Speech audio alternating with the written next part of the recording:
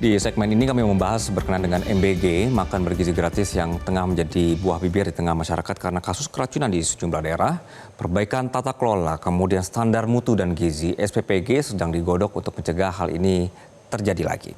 Nah, kini sejumlah sekolah menerapkan MBG dengan ketat hingga melibatkan orang tua siswa. Seperti apa kondisinya? Berikut adalah segmen Telusur Kasus Gerak Cepat Cegah Petaka MBG oleh Reda Pulpi dan juga juru kamera Venus Aksa. Sebenarnya repot ya, cuma kan kita mendukung program pemerintah, jadi di sini kita orang tua murid berinisiatif untuk membagi tugas.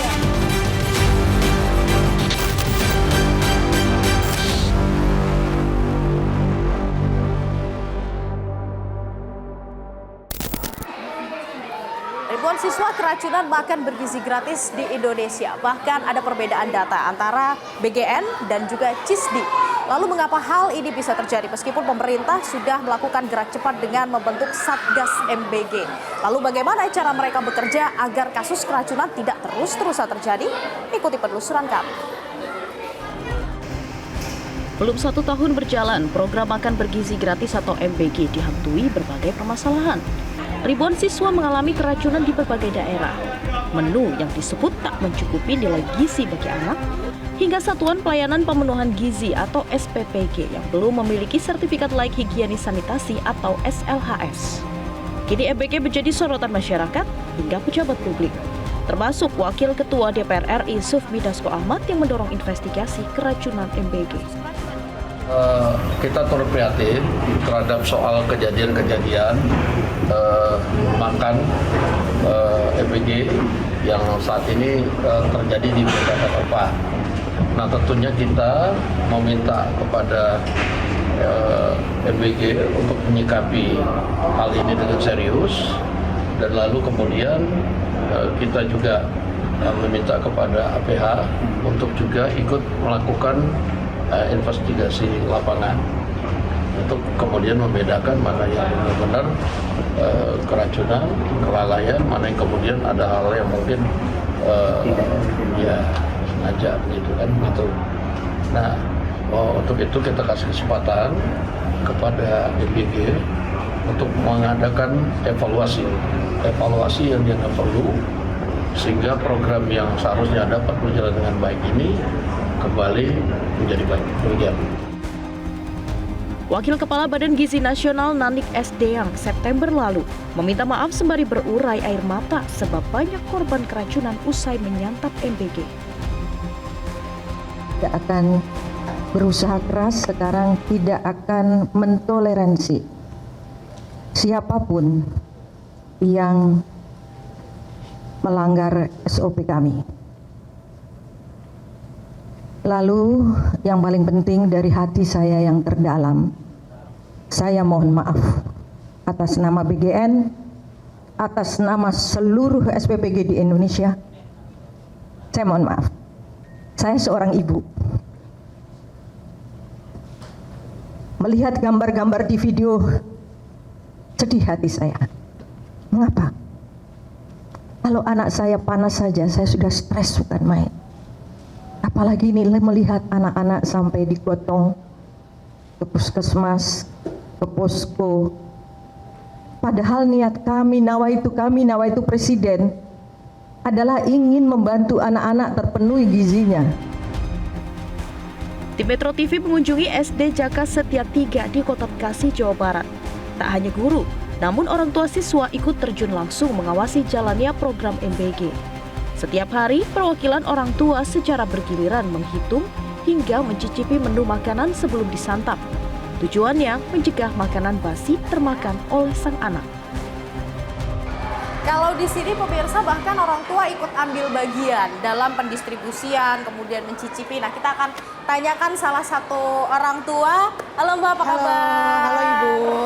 Mbak, kalau saya lihat tadi kan orang tua ikut mencicipi. Betul. Ya, itu memang SOP-nya atau inisiatif dari orang tua sih? Sebenarnya kita waktu awal itu kita sebelum ada SOP itu hanya inisiatif. Karena memang karena kita lihat berita yang beredar kurang bagus, jadi sebelum didistribusikan, alangkah baiknya kami orang tua yang membantu program ini kita bantu mencicipi makanan tersebut sih, Bu. Sempet ada kejadian dapat makanan yang kurang layak nggak? Waktu awal program pernah beberapa kali, Apa tapi itu? kita seperti sayurannya ataupun tumisan yang kurang matang ataupun yang memang sudah berlendir ya waktu itu kita coba. Nah itu kita akan laporkan ke pihak guru supaya guru bisa melaporkan ke dapur MBG tersebut. Akhir-akhir ini kan banyak kasus keracunan ya. Ada ketakutan nggak sih Bu sebagai orang tua? Kita sebagai orang tua sebenarnya khawatir ya, karena di sini juga untuk program MBG tersebut ini kita orang tua masih banyak yang bawa makanan masing-masing. Karena mereka mungkin ada kekhawatiran seperti berita-berita yang beredar gitu ya Bu ya. Ini berarti setiap hari? Ya setiap hari, Senin sampai Jumat. Repot nggak sih Bu? Maksudnya kan sebagai orang tua kan pasti ada kesibukan lain ya. Kita sebenarnya repot ya, cuma kan karena kita mendukung program pemerintah, jadi di sini kita orang tua murid berinisiatif untuk membagi tugas. Di sini ada beberapa orang tua murid yang bersedia hadir. Di situ kita membagi tugas setiap harinya. Siapa yang piket hari ini, siapa yang bertugas untuk mencicipi hari ini gitu sih. Dalam satu hari berapa orang tua biasanya? Satu hari paling minim 3-4 orang. Paling minim. Usai dibagikan ke masing-masing kelas, wali kelas pun ikut mengawasi anak-anak yang tengah menyantap MBG. Ini pemirsa suasana ketika anak-anak sedang menikmati makan bergizi gratis di SDN Jaka Setia 3 Bekasi, Jawa Barat. Saya akan mengajak Anda untuk berbincang langsung dengan salah satu guru, ada Pak Rusdi. Apa kabar Pak? Alhamdulillah sehat. Pak Rusdi, kalau di sini kan sudah sejak Februari ya. Betul. MBG. Ada kendala nggak Pak selama ini? Alhamdulillah untuk teknis kita tidak ada kendala dalam pelaksanaan karena kita didukung penuh oleh tim dari komite sekolah bersama Korlas untuk proses pembagian atau pendistribusian makan bergizi gratis. Pak Rusdi, ini kan akhir-akhir ini banyak kasus Betul. keracunan MBG terutama di Provinsi Jawa Barat, jadi provinsi tertinggi. Orang tua ada yang komplain merasa khawatir kemudian meminta anak saya nggak usah deh atau gimana Pak? Gitu. Sejauh ini nggak ada sih Pak, alhamdulillah, karena itu tadi kita mungkin kuncinya adalah kebersamaan, kemudian kerjasama yang baik dengan komite dan Korlas. Jadi sampai detik ini tidak ada komplain dari orang tua murid mengenai menu dan lain sebagainya. Oke, terima kasih Pak Rusdi atas Iya, waktunya. sama-sama. Nah kita coba nih sekarang pemirsa, kita coba ajak ngobrol salah satu anak yang lagi makan. Halo, siapa namanya? Rafif, Rafif, makan apa ini Rafif? makan ayam opor Hah? Terus apa itu? sama tempe dan wortel. Doyan. Doyan, Biasanya menu favoritnya Rafif apa? katsu. Oh, ayam katsu. Iya, Tapi kalau selain ayam katsu habis nggak? lumayan biasanya dimakan. Terus kalau nggak habis bisa dibawa pulang atau ya udah? Ya dibawa pulang. Oh dibawa pulang, dimakan Iya. lagi nanti di rumah. Ya, iya. Oke, selamat makan Rafif. Jadi sudah dari Februari nih pemirsa, kalau di SDN Jaka Setia 3 Bekasi, Jawa Barat mereka mendapatkan MBG. Kemudian sampai saat ini memang untungnya masih belum ada permasalahan. Tadi kita lihat juga bagaimana orang tua ini ikut langsung terjun mengawasi, ikut menghitung, ikut mendistribusikan, bahkan ikut mencicipi.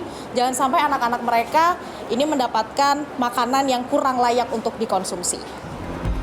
Tak hanya guru dan siswa, namun pihak lain ikut mengawasi jalannya MBG. Tak terkecuali Kodim 0507 Kota Bekasi.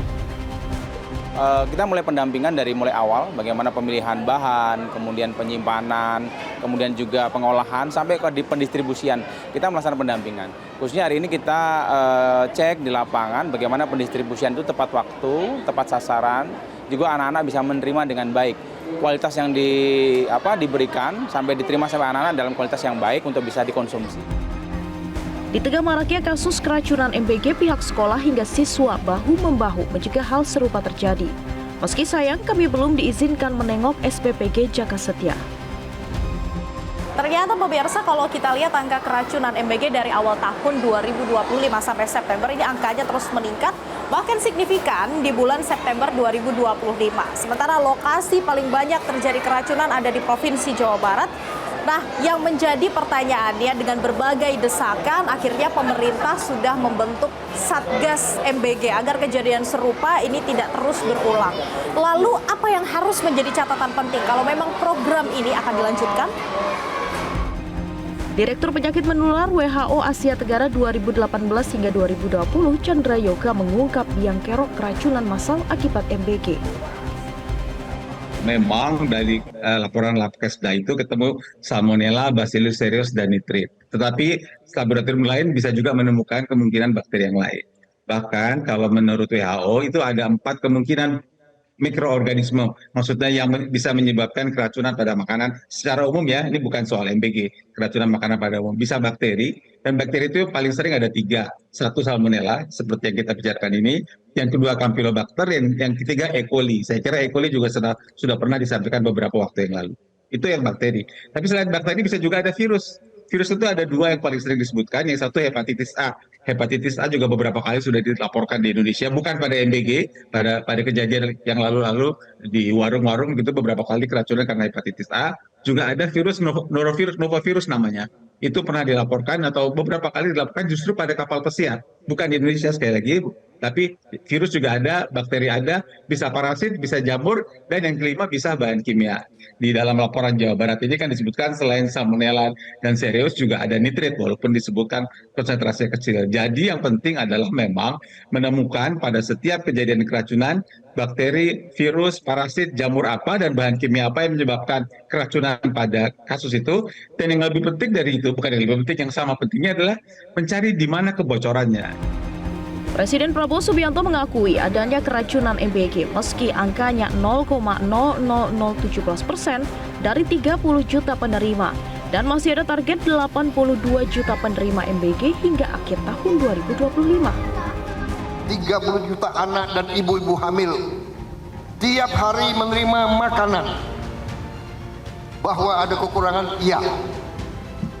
Ada keracunan makan, iya. Kita hitung dari semua makanan yang keluar, penyimpangan atau kekurangan atau kesalahan itu adalah 0,00017%. Berhasil memerlukan 11 tahun untuk mencapai 40 juta penerima manfaat. Presiden yang cerita sama saya, mereka butuh 11 tahun. Kita 11 bulan sudah 30 juta. Sementara Kepala Badan Gizi Nasional, Dadan Hindayana, mengungkap sejumlah strategi membenahi program ini. Mulai dari tata kelola, jamin sterilisasi, wajib SLHS, hingga penutupan SPPG bermasalah. Ya gini kan, SPPG itu kita targetkan untuk bisa terbentuk ke 25.400 di aglomerasi, dan kemudian kita akan bangun juga 6.000 di daerah terpencil, dan sehingga bisa melayani 82,9 juta.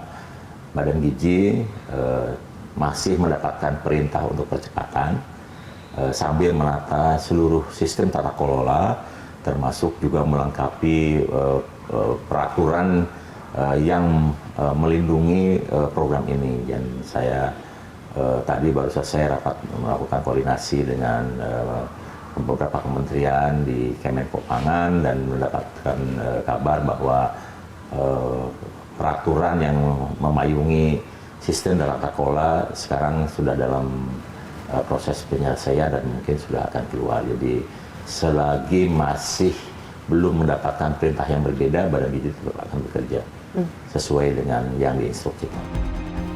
Makan bergizi gratis menjadi program andalan pemerintah. Program yang baik perlu disokong oleh penyelenggaraan yang transparan dan bertanggung jawab. Masa depan anak Indonesia ada di tangan para penyelenggara MBG. Anak-anak adalah generasi penerus bangsa. Program yang baik harus didukung pula dengan implementasi yang baik di lapangan. Jangan sampai petaka MBG terus-terusan berulang karena nanti anak-anaklah yang akan jadi korban. Dari Jakarta, Tim Liputan Metro TV. Jelajahi cara baru mendapatkan informasi. Download Metro TV Extend sekarang.